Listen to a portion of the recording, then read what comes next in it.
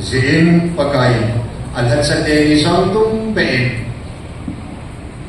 sanna ka koi pe pi hi sanna ka pi pe tai hi haleluya mun ma sanna alhat sate ni ka pati tum pe a chile lai no na pathirin athupur agam sang ho sei sona pisona bang ho alhat so ho so china mun thum za thuma ka be bi ding nei be ki ni haleluya zat kan pathire ki tim boy ei sumu ba pa kai alhom bin za thum za sike za so mun som sei chan ye pathire chu ba ki tim ta re haleluya ei chi sumu ba pa kai ei hon nam he bo ding mo mong bi sumu wa na alal to na ma vai hom tai ni sin tu bong sa bin iki pa na wan sa na in tao na hilobin ake ba chen ba chila san ti to ke barin wa ngai pe ni win ba na vai hom tai ni su lung min lung ke den mik na se ngom din lung min pa chin phat ho zo se lung thi ma sim bu min pa kai phat ho zo se nang ma min ma nei nei su ngai in chu zo nei nang su ba pa kai phat na ho Kema kaosa dasana aidin pia thi san ge adina dasan ho adin in hin keman kawan di ho koi pi ta ve haleluya apan ti la hat pe mai kal wan nei pi ki la yo ni wan ti me lo be wan ti hat pi ba nei pi ki lo ni atu po dasana thi san pe adin pi mang sa ho de ma chu ai nang pun bin palma ho de na chu awan di long chu di wasa pa kai ei be sa isin pa kai kan hoi tu ni ko hin ilung ti ma sim ko min wa sei la itla sa sa tin bon pa kai sa nan di ko te kam be be ne ki le pe rin ana sa mo te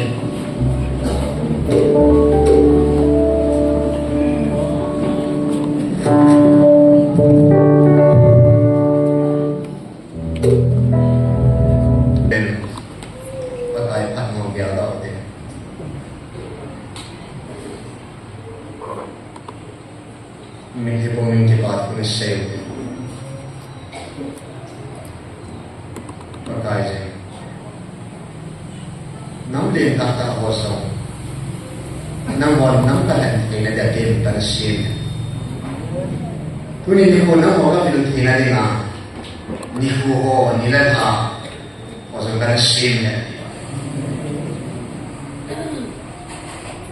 ke ma lung skin ki sia ke ma e de sa na sim ne de ya se hoi nam de pe pa thi ni ka twan mi de na nam de pe ni ta lung ki sia ku pa de ka na na ama na de de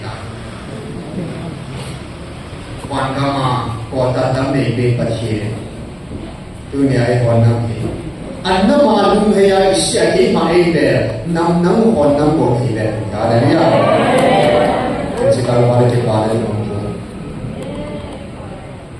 le ya ki han song be wan na ki han lo yu tu bi wan na ki su ke yu ki sia ba kai tu chunai ai ki ta am lo hi na kam san dai ko hu dai to bi mo ngin lo bi mo itu ni hen achi semua apa mo hi akan saya ni semua ka koi long go hi wan go hi ko be haleluya it's a big siwan go but he ko bi di lo ya di da ta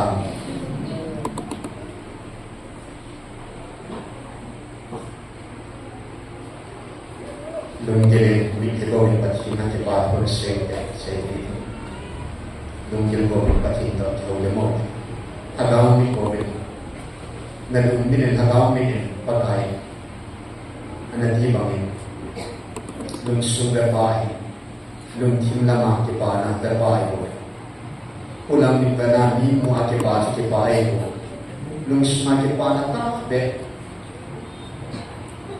atas sendo homin atas sang homin ang meron matiyaw hits all action bagay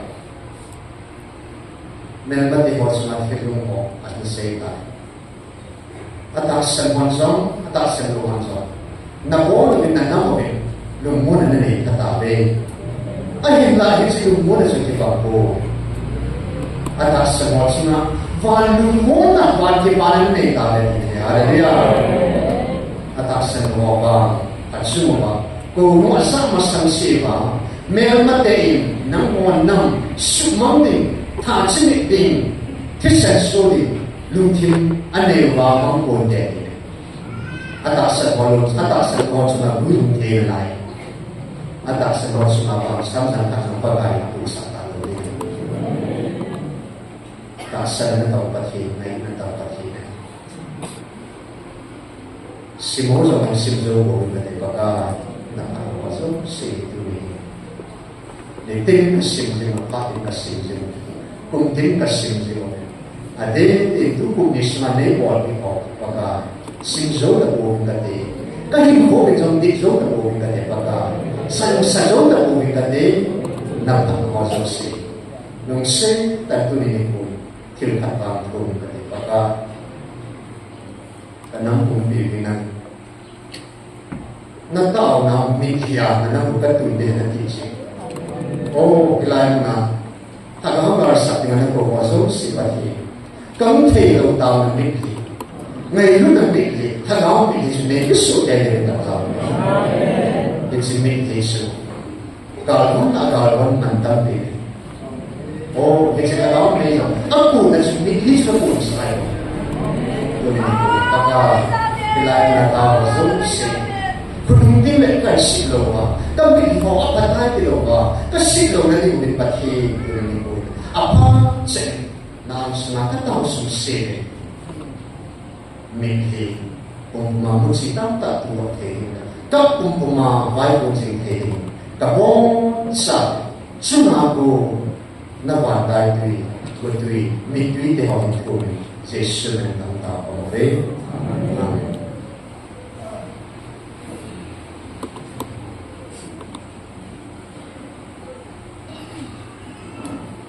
Kinay sa tuwing sa kate, hoping sa ako sa mahin, at na sa mga dahil sa mga labo sa amin sa kate, milipong mamunsi tudan kipa tamo milaga kilauhan, at kapong pumamunsi tudin po away punso, at sa ang pakipugin kipa tamo milang minzuhan. Amen. Anin Aisyah yang som na sige sang som pun sini kate sila hinsi nang dinga mer sina hidingai tu kum sunga ipi zong le at sam sama hungke o sunen nang sila kum ni na zong le hito nga hungdon o sunen sudien le kum tum hin phat le mun si na tua agar no ding Lempi lehun tam pinamola aga na nahi. Amen. At hinatang sa kating inang bilibin ang som sa natin pakito kita na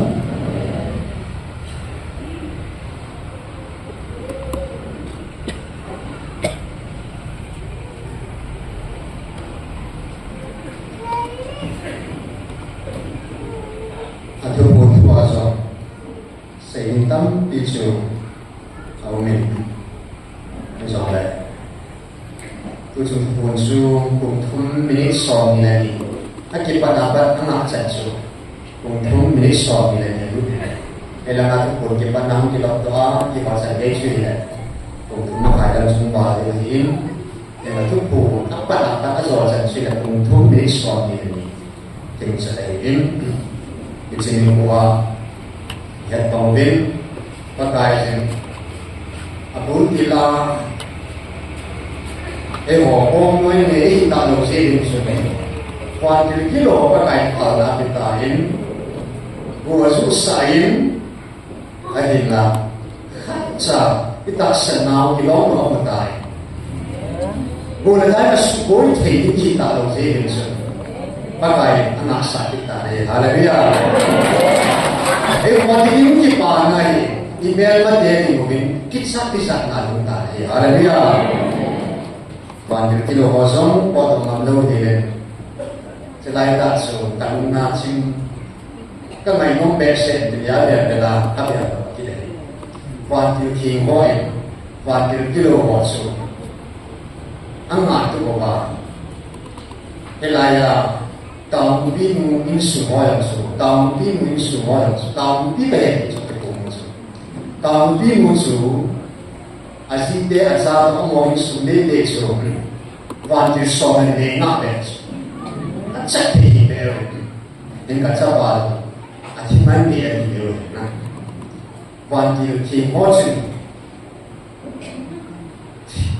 thì là nó một thì là san tê thì đấy nó một thì là san tê uy chân ấy thì đấy anh nói chuyện cái này cái sao để là cái quan tiêu thì mỗiสิ่งที่มองมันที่ว่าไม่ใช่ที่ต่อกันเลยอุยใจนี่เลย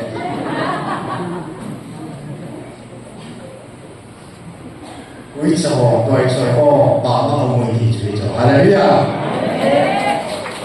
ถ้าเขาบอกว่าจะมองอุยจะมองอะไรsiapa mau ngomong, dia tahu mau di mana tuan, mana saya mau ngomong tak boleh. Haleluya. Ya minum yang suwi saya, bawa pasti saya. Haleluya. Kristian sih di dalam ni, kita ya semua sih saya tahu sih saya. Ya pasti saya, kau kata tu kau ini berjanji, kau berundang di semua, nasi tak boleh hidup. Di sini kau yang pasti ni, hobi nau. Không tạo mình cái dòng này tại vì là cái đầu tiên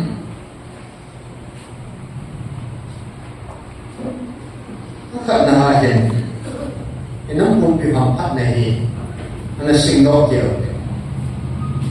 có cái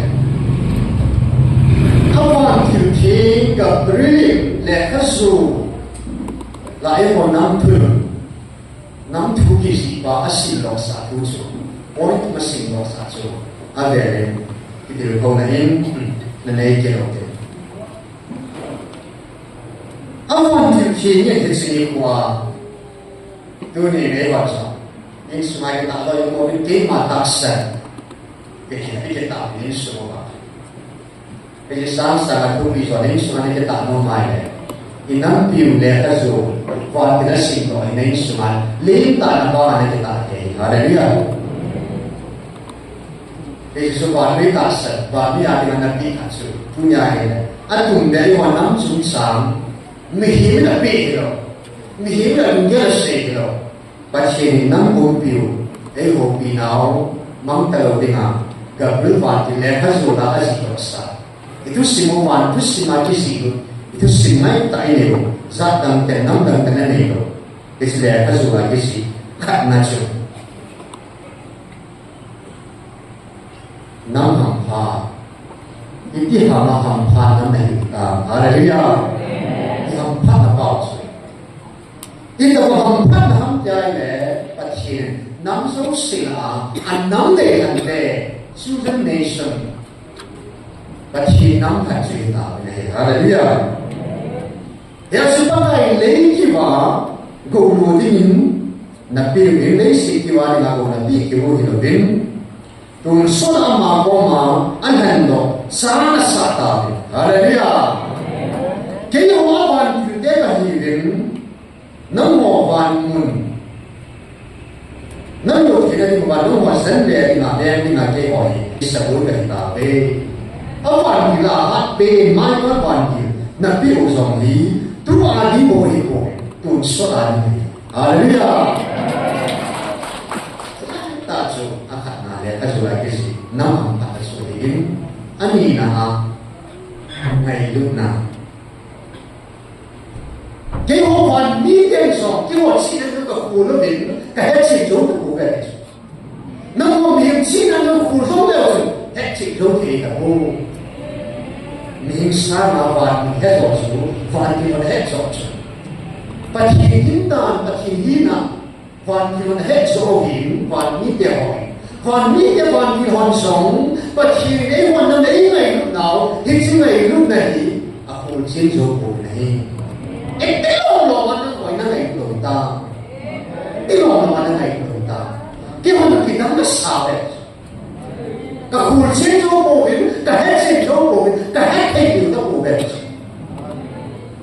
Iksi le ka zo la zo pathin hi hon ma ngai lu nahi pathin te lo van tir de le van mi de mi him khat sa ka hin sin ni a kun chi zo thong po he hallelujah amen ngai lu na sung nga na zo se la ngai lu na sung nga na ngai lu lo hallelujah isu le ka zo la pathin anam la di na ani na ki si lu ngai lu tu su athum na go loading van go loading sai hallelujah is athum na ki si lu tu su Yesu van munang san nei de van munang go loading de go chan som sai ya sam din de nei da si min na bon nang hi lấy sĩ ni de lấy sĩ cho na cho din de van nei cho na cho din na ta da bo be hallelujah la ke sa hallelujah van ni ve ke ya van nei cho na cho na lai so ama ya ma ke ta so sei so ya dunia van buludi pathin sa de van sa de so dunia pa sa ma pa de ba ti son de ho van sa de hi nao va ti son de ho se le van buludi van ni de son de ho hallelujah ya sa de ka so la ilo bi nao za so la ti su ni ba so ti si ham pa na su pathin e ho na ni tu na hallelujah sebab sebabnya tak sah Israel de apa pada orang ini kita asal lagi mengkata aku masuk ke main karena tungin aku ada dipakai tak sedang karena ini itu bukan pawin hoi hei pawin cross ini bedo tidak bisa ada lagi mengkata oh Teman, anak muka tu thot hallelujah. Dunia kan nabi misong hagau ni itu, kakau sang kelai na kipu, hagau him kema, kamu na him kema ni dah mo be ni tu dah lo be. Kisong na kema ni, Israel dia song cross dia, itu mo be kema, wahai pun tiga kasut tadi. Kalau kita cross lagi main, fan ni kan kasut ini. Hallelujah. Hiji mana dunia mana, neida tu dah tahu dah usu. Dunia neida namuno, hiji mun mama ini, na nampun juga tahu kan kasut ini. Hallelujah. Lebih ngomong, ini nampun tak tahu. Hiji tak sains remos, sangat nampun nampi keman tak tahu Israel.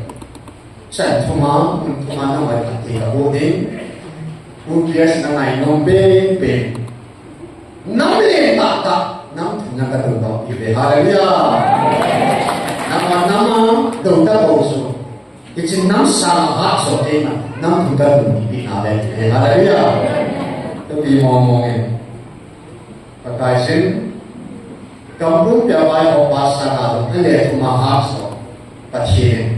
Nam lên ta kosong ina tu kita be hallelujah mai mo lên ta kosong ke soal su abelin ki ko ngai pa ta dola tu ko ne sa song kam sang ila se ki ro tin tu hin ta mo point ta na ru ti ke si ta na hi ta tin pu ta ke tu hin pakai Ami sapa golam nek wat chung sam pu se na ne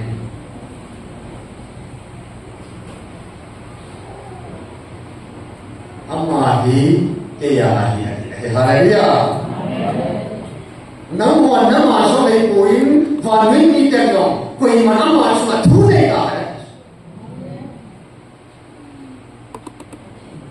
ma ba so na pa chin thu ne koi ma ka po Kaya matu tu ya, hallelujah. Kaya hin kaya po binata sal malagaw, ay kosong kaya, hallelujah. Kaya manasuma hunay dahan, kamsin hadahan, kampol siya hadahan, pusi siya dahan, at sa'yo siya tinulawin na ngayon, ito mo natin. Nang masumama niya sa tingin. When it's sending, evangelist nu awang so minajan na ho aton na kong sa pasuki na zon na kunin san dia ba ba ni wei masasan ka an aton nai ama ka mo ngan ni ka don kong na luhan kong na nai ilai ta sa patinan don ti ya na suma ni a ung sukai để cái sự kiện của bên này là kết thúc một cái gì vậy? Anh thì cái sáng lên xuống, đắng đắng thì cái sẽ sáng lên xuống. Nè nó một cái điều kiện là gì vậy? Cái vùng đó cá xả, cái nắng một cái hộp bia, hình tươi không một nó sinh ra gì? Cái mà cái hình bằng cái sản phẩm cái hình này gì? Cái mà cái gì thúc đẩy cái ông bộ này gì chuẩn? Cái sản phẩm cầm số cái hình này gì? Ông mà nó chỉ đến để này. Thế thì những chuyện tao bị so với tao nó xuất hiện một cái gì đó, đấy biết không? Giờ tôi nghe cái hỏi, anh biết sao qua cái hàng mà người ta đi lại rồi bắt phải làm gì? Thế thì sáng mà chủ, thế thì cảm biết sao qua cái mà cũng là không bỏ đó, cái thu ra đã sẵn hồ, cái hàng này người ta về thì này, đấy biết không? Jesu kay main hinsini amai pun ketika kay main nam honam kau dah saat ini dia kay nak sih nam nam kay kau ada sih nak saat itu dia itu ni itu kemampuan nak saat itu tahu ni sudah boleh tahu ni dia lebih itu bagai amai sunat itu pasti boleh dibuat tak sulit itu tahu ni dia sendiri atau begin tôi này ngồi đắm đâu cho phần đầu tiên đấy nắm sợ online này nắm nói về cái hỏi này cả con sẽ cái gì phần nó cái thành thì có cái nắm tôi này cái là mà họ dấu sẽ cái đó là Christa sẽ被họ dấu sẽ tôi này tum bên bát hình ama đam suna thì tất cả hình sa sa thì cái này ama dùng mình Mihim ga asanji, mihim hina asanji, ama terongan tidak ada nekoin, teman sabut terongan, ama tak senja sang asabut itu nakanji, es apa teroin asbitin jadi na, itu batin, susun sila itu tak azab kena dengar, batin asbitin sila ama, amin ga tak senja kita sila, tisina Krista dengar. Kecil kepuna, anu bina. Kita pun tak kecil sama bala, kita pun tak asal kita ni. Jadi, atum ben. Anak ama adim kawin ani nasi. Kecil alat amun kenalin. Kuan kilosong munga ke menang kasat kita ini. Haleluya. Hasil dari kuan ini lewentai besok semua ni. Hing senang bisa ditembak. Hilai pun aku dapat mati dulu dan kecil amun dia ni.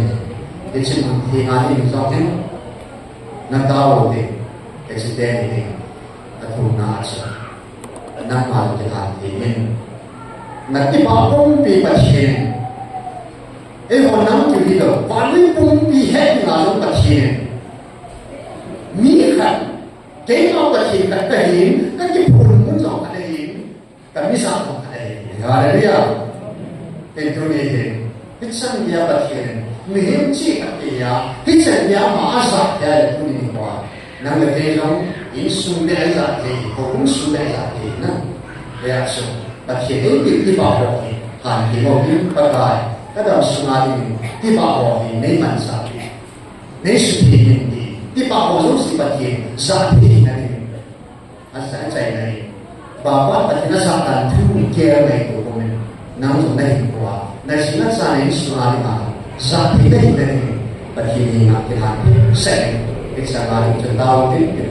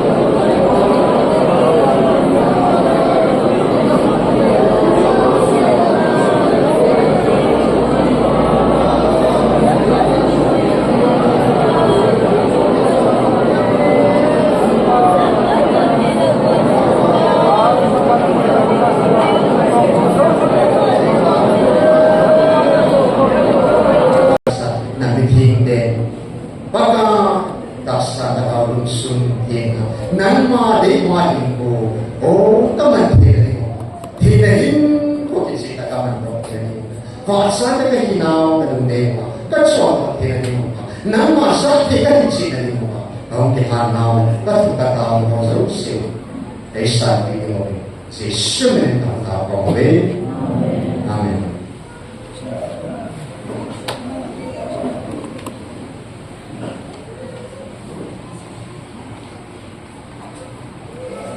Việc xem rồi để ngồi từ làm sẽ kiểu thế ngài giúp các bài đấy của vui tù thì lại là sẽ kiểu thế kailan ni kerotin alat sang kerotin pakai ni corona patien ai là nào hiến physician tu hiến cái mỏ nó ho cái đam sung qua để đào bàn một tấm tay cỏ đầu vào lia cũng rất đi dòng đèo bàn đi cho rằng mắm thả đi nghề cái gì bàn một tấm tay cỏ thì là đi một năng yên nào anh sung xong Tilpi ham ta na ham pati na to na. Kasi kung na ham ay pati na pi na talan ng siya. Na talan na dekana, tagamong na hudawa, tagamong na madawa, tagamong na sawa. Wana ko tanta, ikaw si tina ni mo. Ay marsi ni sung si ni sila pati na namay ko si siya. Wana ko tanta inang bibig, ikaw tina ni mo. Sila pati ni sa tupo ni, iwan nam kibaling ito. Và nếu cũng bị hình hẹn từ ngày Giêsu, tôi này và nếu cũng ya tagaw mong tayo nang sumatagaw mong tayo din ang tao din kay man tao sa ini tani.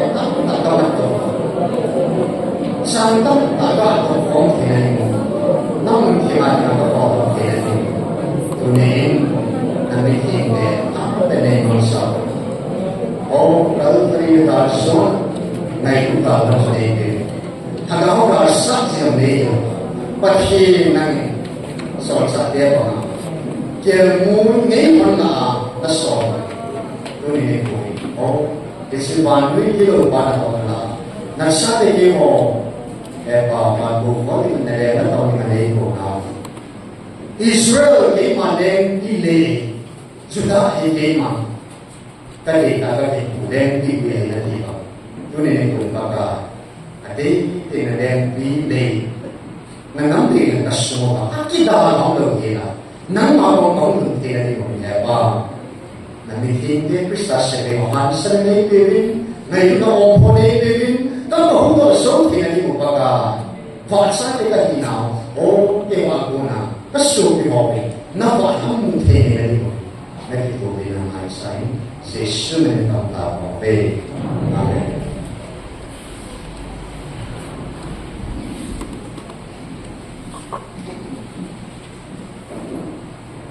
Nên hiện ngồi trên góc phụ điểm đã có lối tu này tuy là sai bất hiện là phải sai hallelujah em bất hiện là cái cuốn nam môn tin ada sanu ada ông này Nazareth đi bukit kim lô hồ thao và đường thao ai đi vào phong đại thì sự môn gì bất kể anh chị cũng chỉ là một tổ đại hallelujah tôi xin thưa nên mà xin bất kể kami sa pa sun sa persen itu tak sai cái mình thiên ta là cái sao đi này kalau pina có phun kiểu cái đó ba haga ba so cái mình thiên bia Hinduya kasati gani, haleluya. Agak pakai main, agak wazunki mana Hinduya kasati gani. Hisi agak kita sahabat sah nol di pasien, ami siapa, anu apa ang sundalai pasien, tu tampil free, combination ilai mana sundalai, haleluya. Himapun pasien duri santai. Kumnize Hindu ejak tahu haleluya. Wani kita tak tahu, tu nama kita tak tahu. Ya sebagai sen, lono bipe, tahu tim, kecong tim, pendem lewan. Kalau kita tak lalu lagi asumam, kalau kalian, enam semua kalau disunai. Kuantir kilo enam semua, kalau orang bisa hitam dekat puluhan di, kuantir kilo atau boleh. Akhirnya, pakai alat sedang menserahin, alat sebuin di, kaunseling hatain, bersoku dalam kita. Haleluya. Dan boleh pakai kaum hitam dan bukan. Nah, semua kalau dia, haleluya. Inang semua kata umam, pakai bahasa umam ayin kan satain, kata umam tentang untuk menghuntai. Haleluya. Dunia pakai kisah kisah pakai bola pasti ni, kuda di bahasa, ada seorang yang bawa tempat ini. Yesus pasti ni.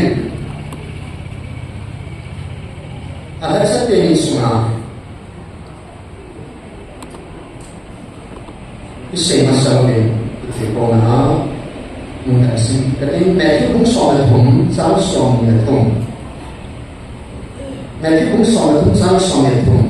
Sudah ada yang leh halaya su abang su, atau asa angai nasi asu lagi, amma su agak being. Sudah abang azab sombu, abang azab sombun, agak fungsi nanti, haleluya. Ay ngomong ni, kamak pingyasam segi kati, makungisan somi, sudah leh halaya suatu atuzah, he azab dia harus berhidup. Abang azab sombun, abang azab sombu, sudah abang azab agak fungsi nanti. Apa itu asal semua itu punya.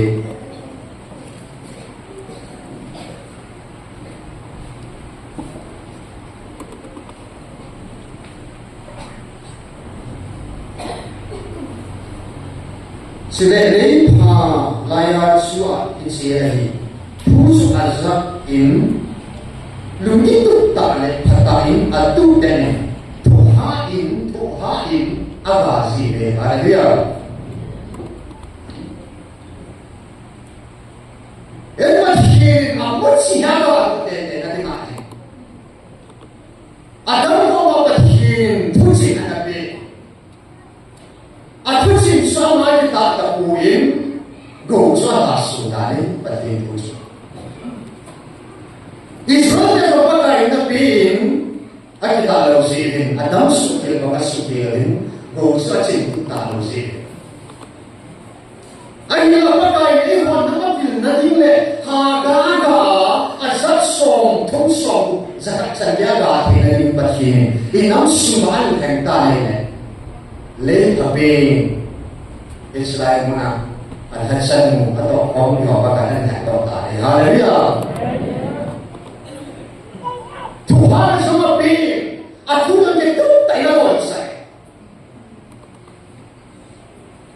inam sumal Bina dia kalau saya, aku nama lain.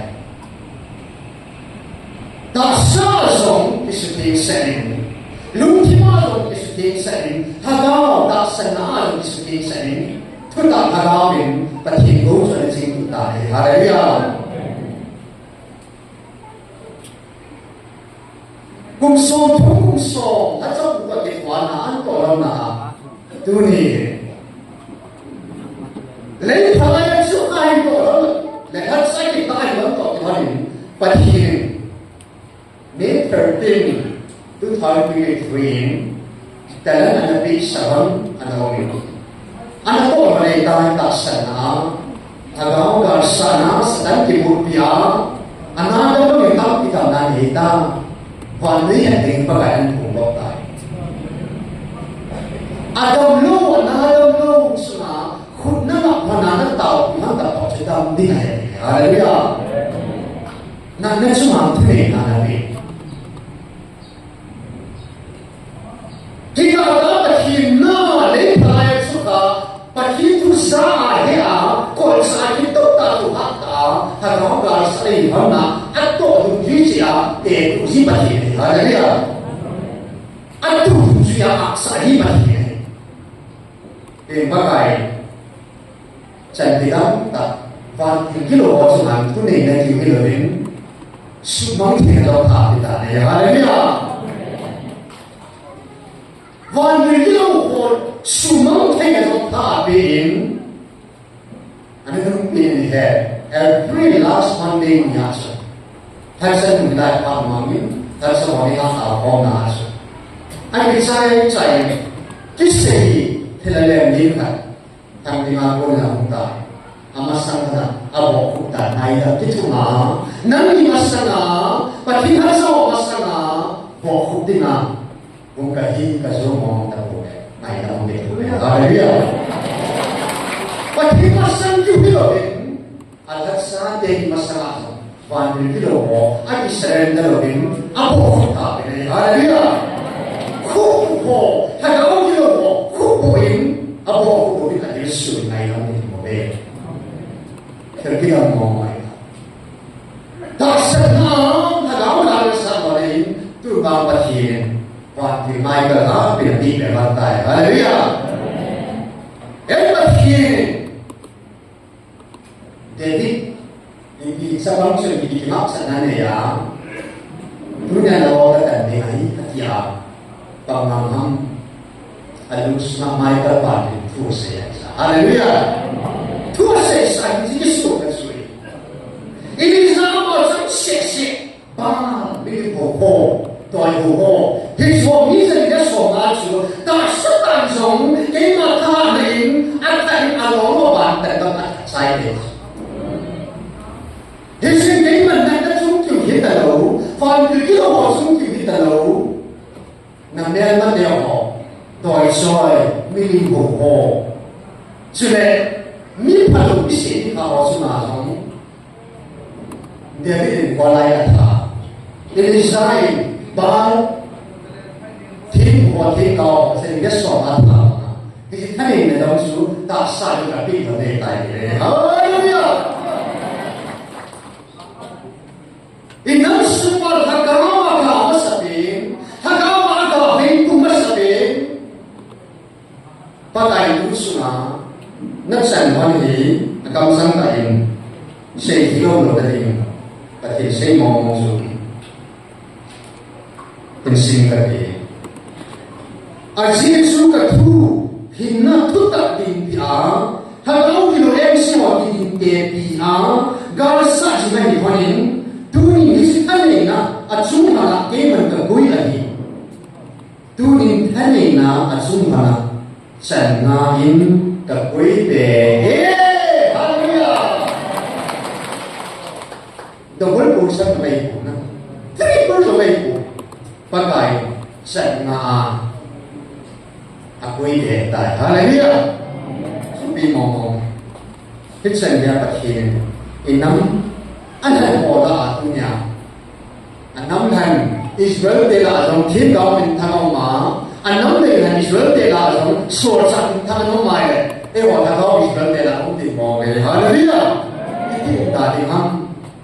Patian zala, kang sonsma, patian mansa kita tak, kang suba. Hasil tang tak, nang semang pino dengan haleluya. Kang som patian na suitin de, tak serang sangin, kalau patian itu muijo, isu muijo. Isu siapa pakai anjing saya. Nang nahu sungapuna, natuna sa Kristus sepeha tak tahu sepeha. Haleluya. lấy IAS, IPS mà cũng sẽ nản tê hết số sáng sáng là số và nó cũng tất cả khôn rồi dân sẽ bảo hình ninh cùng mình hả đấy cả dân kinh cả bi cả chúng ta có quỷ và cố để chúng ta cái dân là xây gì cái revenge là gì nó mà suy nghĩ mình cái khó gì thì mình sẽ có hết và nó đủ cái khó này cái revenge mà và nó đủ nóng đủ thì mà cái khó này aku kita mau monitor saja sendiri. Jadi saya berarti nak awak Nabi. Ingat semua nak awak sahaja tu tak khol ni tadi. Haleluya. Jika saya berarti nasi. Nak awak tak juga benda. Nanti ni pada tu tak apa benda. Tu ni asal suami jadi sama ni deh. Kau tak bisa berapa. Hingga kamu dah tak serta, hingga mana tak semina tahan laya, tak semula ni laya, atau me aku laya dia subi, ni ham sih laya sebenarnya. Hadam ni dah, hadam dah ngomong ni, hadam kini ni tu lewat, tapi hadam tu suami tak tu ni. Dia apa kaya? Nanti papi, kan sudah papi. Nang thấy anh sudah kan ini, panas sakit, kan sudah panas sakit. Haleluya. Kita mampu ni kita masuk, sehingga semua kita tu ni nanti sudah kita kita. Kalau baca nanti, exit itu, mungkin pun mai bawa dalam musikal. Tuhan rumah. Fisan pala, zimulo san muloa, aku apa tidak tahu nak nak kilo. Nama tidak, nak eksik datang sih kilo ini. Di sini kita pakai tentu pakai ni. Haleluya. Atau lungsia, atau lungsia tak sahaja ni. Nam semua, pandu tam palbing, kalau orang palbing, apa asal som sangat santia asupung dewa tadi mah pakai san hatapi dewa. Haleluya. San hatapi lo nak semai di papi be. Ibisiran tidak aman sensu nang lagi nang pincang. Haleluya. Kau menang sampai lo. Hasil sih dong le. Hasil dong sampai lo. Ibisiran dia wanang hande. Wanang sunga anu hega hasil sunga obat tapi pincang boleh. Haleluya. Tabang cak bodoh pincang mo. Dia baru dia pun. Itu ni. Tumbe. Dia papi ni. Hasil dia hasil sunga dia papi na. Mabana tak pada mana ni. Wanang kadang mina apa. Miti boleh. First pun sama sama. Kailan Krista tugas ni. Namun dia mahu suruh. Wanang sunga ni. Evangelist bukan sisa ini. Kailan Yesus mengajuin, namun nanti manusia nanti tidak. Yesus mengajuin orang bebas kita. Ya Kristen mengajuin wajah bukan Evangelist mengajuin. Ya dunia. Tapi tak sesuai pun. Kristen mengajuin sesuai. Apostol sesuai. Anak mengajuin ya. Hanya punya sesuatu. Hilai berhadap kalbi. Setelah ini kau mesti nak tahu kalbi putih lagi. Kalau lain lain tahu, aman ni bang, kalau dia soal lupa lagi. Haleluya. Akan disoal saya, dia kalau disoal itu itu. Nama dia itu. Kalau dia soal terbasu, fana kita, lalu aku kita. Haleluya. Asal ni mau kita tahu saya tahu. Milalu usah ni lagi dua, nangin kalau disoal dah apa lain, itu cool sih guys. Tagaw na inside ang logik. Krista sipay ito kumain na. Krista sipay yan inside ang teko. Paano ko koti? Lalo usap ito ito. Yan siya ni maso na itong niya. At hiwa sa taksana ng handling niya. At sa hintay niya inside ang. At sa hindi, so na koti. Paano lalo ko? Saan tingnan ni Tagaw training niya pa. Hallelujah. nhà cô nó bắt thì na xuống na tàu mông mỏ tu nên bắt thì cô nó cũng đi giống vào tay cái bà cô này bắt cái xuống thế trong vùng thu đẹp cũng khá là xây nào nó lao sợ con so ra đeo họ anh chỉ một đường nào xây cùng chúng lệ kia nói rằng anh vào bài phút tại chỗ thấy rằng anh muốn xem cả thầy đấu nghe thầy đấu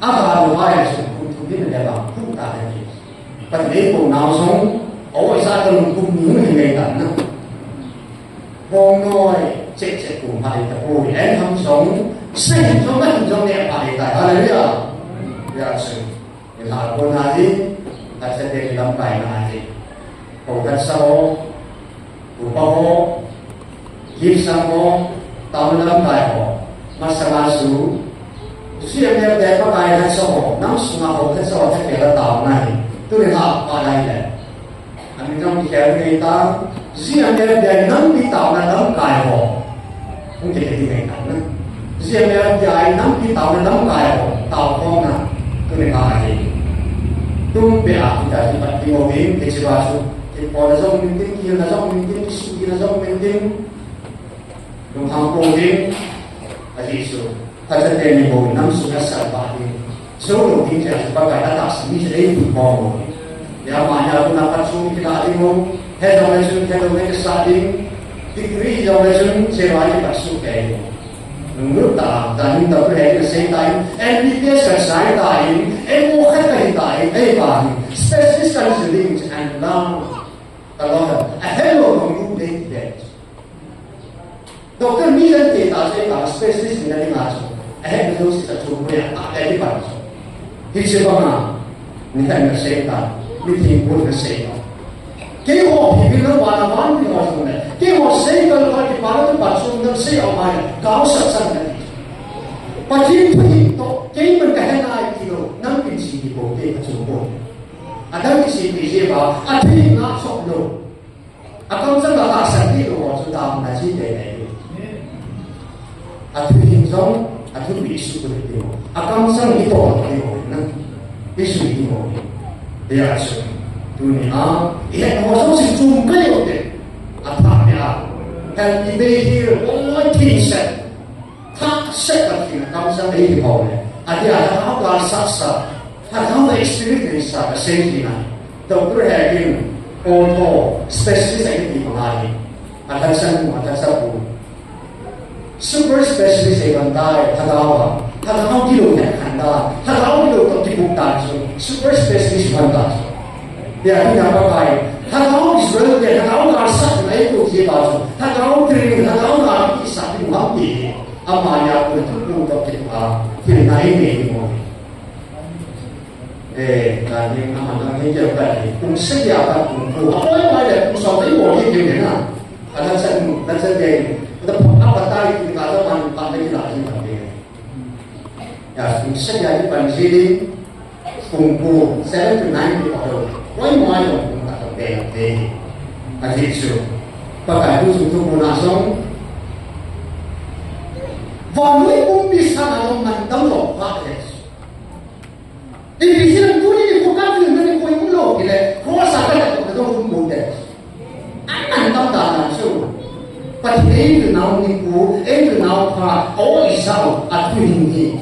Vanui umpisa na ito, sa nagkakaroon si isang mandang lo, it's mandam also but here ada bisa ada sadeli mandaya pandai the registration langsung pertimbangan itu also kayak itu afiro dimensi itu komando betul pandai student hinai register ini student hinai register mungkin orang sudah patah deh student hinai selain panggilan itu also patah open student kan sih waktu sih bangin jadi nomor ini kuin akhirnya ini program kita bangsa kita sudah dengan ini tahu itu ini bon sahin meeting dia sih dalam ni jadi dia itu meeting dia sih dalam itu saudin is sasai saya ibon sa rin, patin tu putu, patin tu ingho, tagaw tu puno ihe kanoa, nang bingong no sa luwan asa het sik tin ng tao. Won he ka ta sa len man song, ihe sik be ba, sik be ba, ta san nai kan to ba, ngai lu nai din be be ni mo din. Mo din song ana ke tao ke. Ke man tao sa ka ne ka, nya ni nga. Ke pa song aso na sa no ke.